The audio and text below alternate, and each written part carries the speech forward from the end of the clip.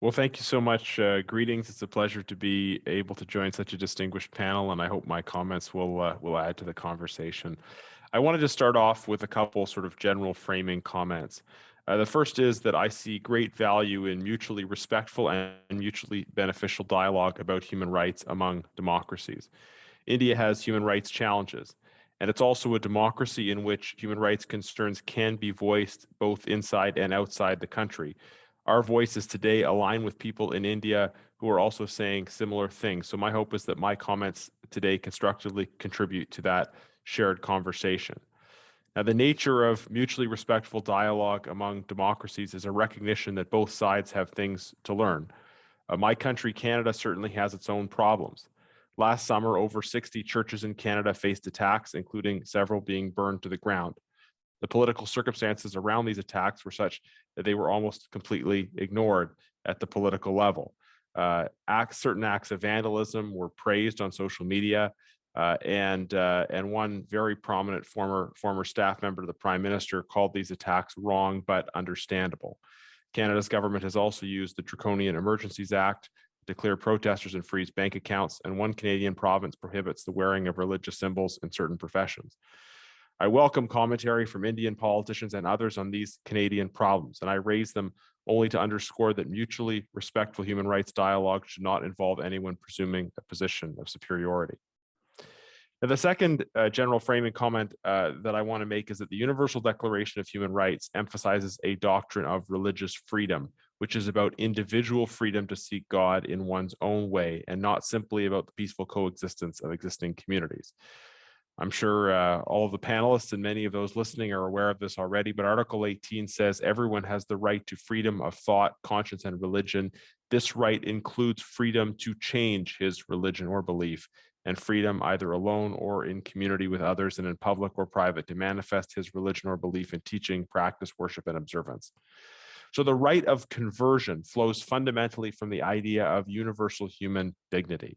Religious freedom is not about protecting the size and power of existing communities, but rather about respecting the dignity and freedom of all human persons as the basis for supporting their own individual search for God and truth, which can include either embracing or rejecting the faith they were raised in.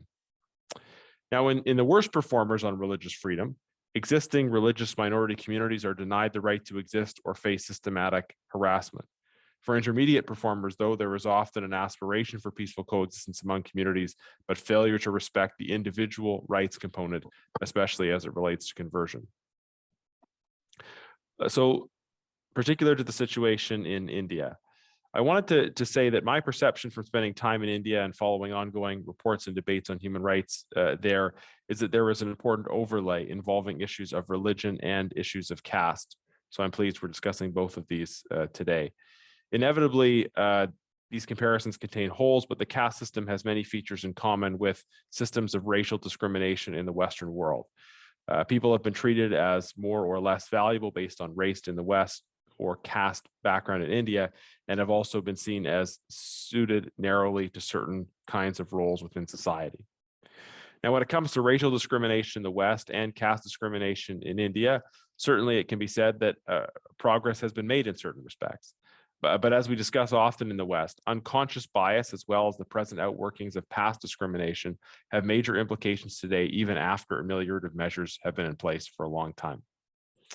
In India, unlike in the West, this caste system has been seen as linked to Hinduism, even though caste-based discrimination still confronts members of other faiths and can exist within other faith communities. So what is the link between caste-based and religious discrimination? Those in India who have been historically marginalized based on caste have access to what are called reservations, a form of affirmative action.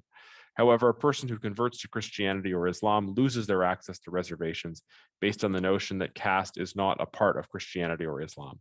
But while these religions reject the caste system, members of these faith communities still can face caste-based discrimination.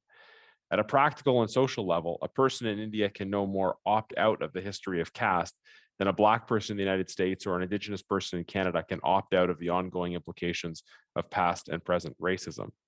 Denying Christians and Muslims access to the same kinds of ameliorative measures that are available to others has the effect of compounding caste discrimination with religious discrimination.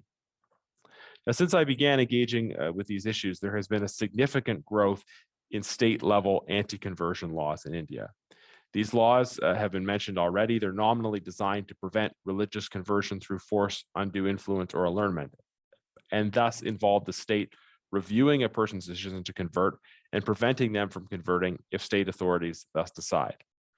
With effective wide discretion, these laws allow state authorities to be selective, celebrating conversion to the majority faith while blocking conversions that involve the embrace of a minority position.